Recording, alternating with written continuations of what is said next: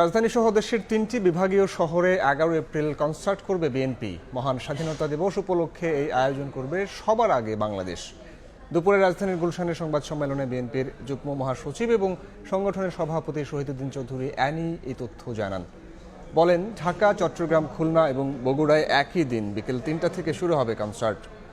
দেশের কৃষ্টি ও সংস্কৃতিতে ভারত ও পাকিস্তানি সঙ্গীতের আগ্রাসন রুখে দেওয়ার লক্ষ্যে এই আয়োজন। দেশের যে কোনো প্রয়োজনে সবার আগে বাংলাদেশ প্ল্যাটফর্ম কাজ করবে বলেও জানান তিনি।